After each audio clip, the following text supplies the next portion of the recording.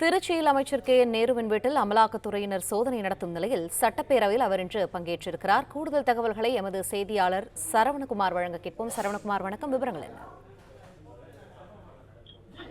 சென்னை, திருச்சி, கோவை உள்ளிட்ட இடங்களில அமலாக்கத்துறை இன்று காலை முதல் சோதனை நடத்தி வருகிறார்கள். அமைச்சர் கே.என். நேரு நேருவினுடைய சகோதரர் ரவிச்சந்திரன் மற்றும் அவருடைய மகன் அருண் நேரு நடத்தி வரக்கூடிய அந்த நிறுவனங்கள் தொடர்புடைய பிற பங்குதாரர்கள் நிறுவனங்களிலுமே இந்த சோதனை நடத்தப்பட்டு வருகிறது.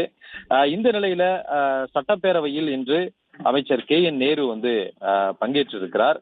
இவருடைய சென்னையில் இருக்கக்கூடிய வீட்டில் சோதனை நடத்தப்படவில்லை. சென்னை ஆழ்வார்பேட்டையில அமைச்சர் கே.என். நேரு வசிக்கிறார். அவருடைய வீட்டில் சோதனை நடத்தப்படவில்லை. அவருடைய சகோதரர் வீடு மற்றும் அவருடைய மகன் நடத்தி வரக்கூடிய நிறுவனங்கள்ல இந்த சோதனை நடத்தப்படுகிறது.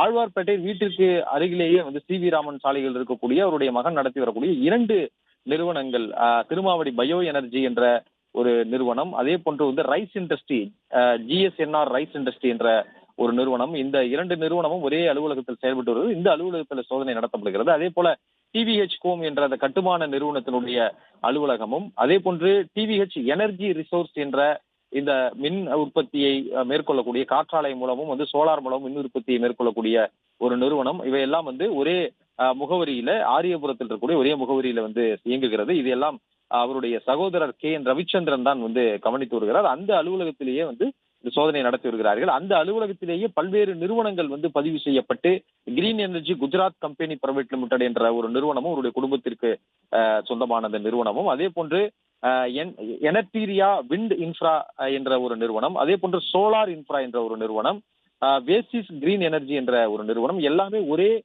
முகவரியில இந்த குறிப்பிட்ட ஆரியபுரத்தில் இருக்கக்கூடிய ஒரு நோவெல்லா என்ற ஒரு அடுக்குமாடி குடியிருப்புல அதற்கு கீழே ஒரு கார்ப்பரேட் அலுவலகம் இயங்குகிறது.